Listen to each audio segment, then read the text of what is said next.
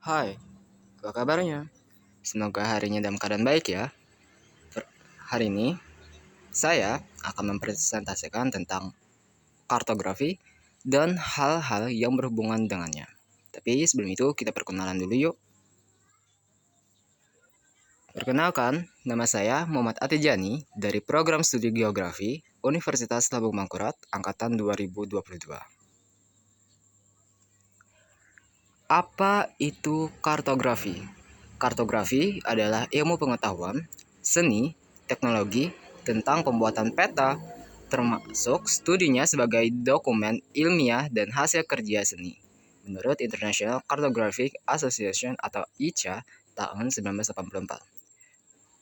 Dari pengertian tersebut, dapat disimpulkan bahwa kartografi tidak hanya melaksanakan pembuatan peta, tetapi juga mengembangkan keilmuan kartografi.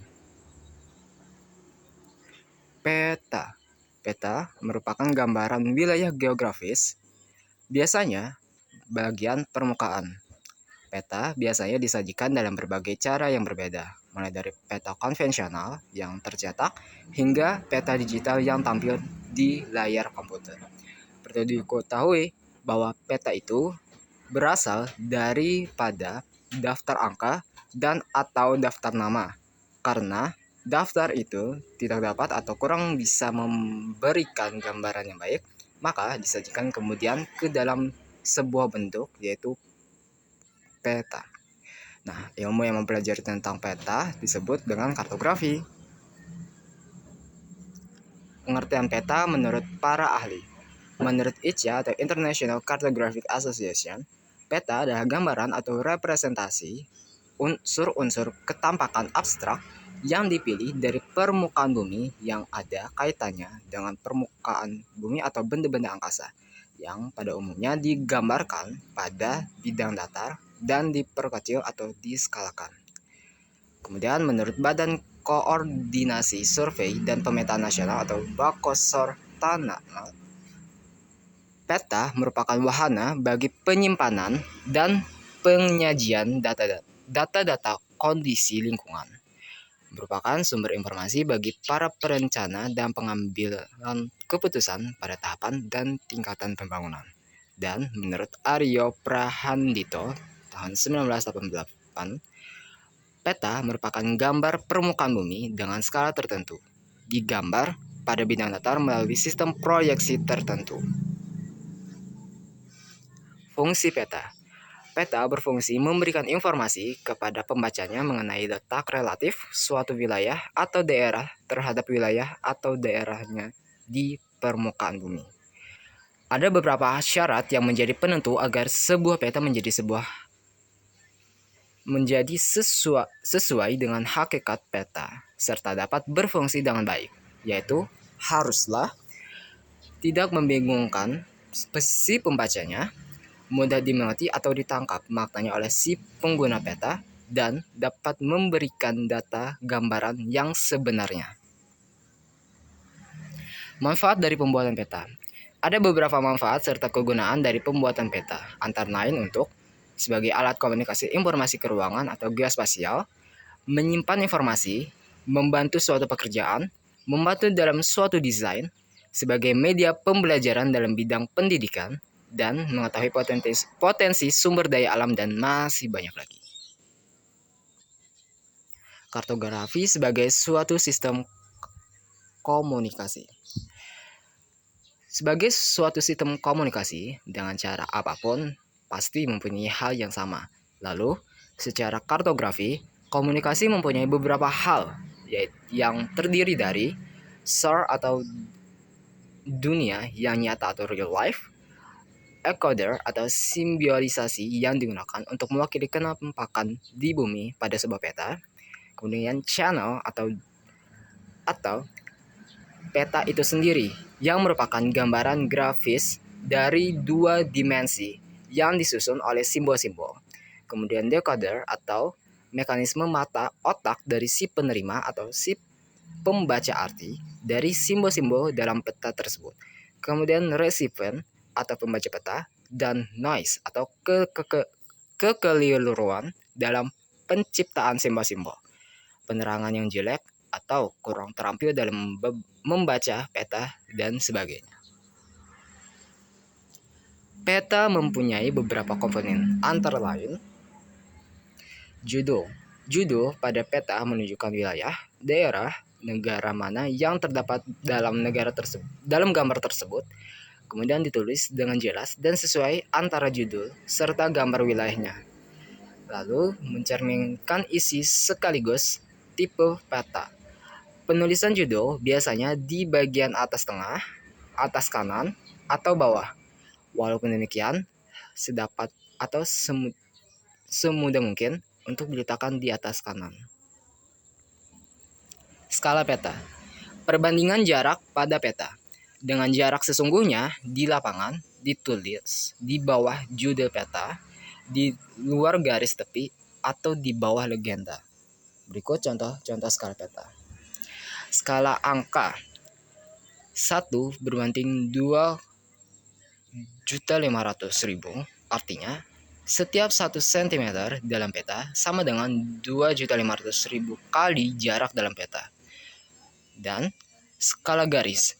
Skala ini dibuat dalam bentuk garis horizontal yang memiliki panjang tertentu dan tiap ruas berukuran 1 cm per atau lebih untuk mewakili jarak tertentu yang diinginkan oleh pembentuk peta. Legenda. Keterangan dari simbol-simbol yang merupakan kunci untuk memahami peta. Kemudian ada tanda arah atau orientasi. Umumnya yaitu ada arah utara, tetapi ada juga yang lebih lengkap. Letaknya ditempatkan sesuai jika ada garis lintang dan bujur, serta koordinat dapat sebagai petunjuk arah. Simbol peta. Simbol peta dapat diartikan sebagai gambar pengganti dari objek yang terdapat di permukaan bumi. Syarat-syarat simbol peta adalah sederhana, mudah dimengerti, dan bersifat umum. Generalisasi. Latar belakang dan konsep generalisasi. Generalisasi adalah proses mereduksi jumlah detail sebuah peta dengan cara yang masih penuh arti atau meaningful way. Generalisasi dibutuhkan karena masing-masing peta memiliki skala tertentu yang memerlukan tingkat kedetailan sendiri dan tergantung pada tujuan pemetaan. Faktor penting yang harus diperhatikan dalam generalisasi yaitu tujuan dari peta itu sendiri dan penggunaannya. Kemudian generalisasi menyebabkan kerugian informasi. Namun harus juga menjaga esensi dari isi peta asli. Lalu akurasi geometris dan atributnya harus dipertahankan. Dan terakhir, kualitas estetika harus tetap diperhatikan. Tipe generalisasi. Generalisasi terbagi menjadi dua, yaitu generalisasi grafik dan generalisasi konseptual. Perbedaan di antara keduanya yaitu terkait dengan metode yang terlibat pada proses generalisasi.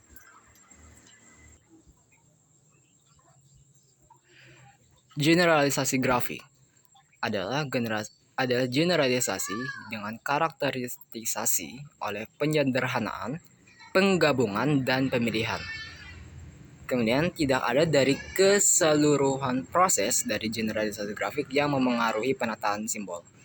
Kedua, generalisasi konseptual, yaitu terkait juga oleh proses-proses penggabungan dan pemilihan sebagai tambahan dan simbiolisasi serta penonjolan.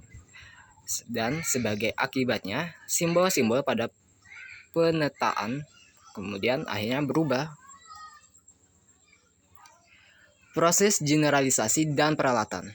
Proses generalisasi dibagi menjadi 3 bagian menurut McMaster and Xia tahun 1992, yaitu why, when, dan how to. Macam-macam peta berdasarkan jenisnya yaitu terbagi menjadi 2. Ada peta foto, yaitu peta yang dihasilkan dari mozaik foto udara, dan peta garis yang menyajikan detail alam serta batuan dan manusia dalam bentuk garis, titik, dan luasan. Berdasarkan skalanya, terbagi menjadi beberapa bagian nih. Ada peta kadaster dengan skala 1:100 sampai dengan 1:5000. Kemudian peta skala besar dengan skala 1:5000 sampai dengan 1:250.000. Kemudian peta skala sedang dengan skala 1:250.000 sampai dengan 1:500.000. Kemudian ada peta skala kecil dengan skala 1:500.000 sampai dengan 1:1 juta. Dan terakhir peta geografis dengan skala lebih dari 1:1 juta. Berdasarkan isinya, ada peta umum atau peta ikhtisar, yaitu menggambarkan segala sesuatu yang bersifat umum yang ada dalam suatu wilayah atau daerah, meliputi peta topografi, peta horografi, dan peta geografi. Peta khusus atau peta tematik, yaitu menggambarkan kenampakan-kenampakan tertentu saja atau yang bersifat khusus di permukaan bumi. Contohnya, peta kepadatan penduduk, peta pariwisata, peta geologi, dan sebagainya. Proyeksi peta, yaitu sebuah cara untuk memindahkan sistem paralel dan meridian atau permukaan yang lengkung pada globe ke bidang datar. Nah, ada beberapa macam-macam proyeksi. Yang pertama dari berdasarkan bidang proyeksinya, ada proyeksi zetial atau azimutal, adalah bidang proyeksinya berupa bidang datar atau sesuai dengan untuk daerah kutub.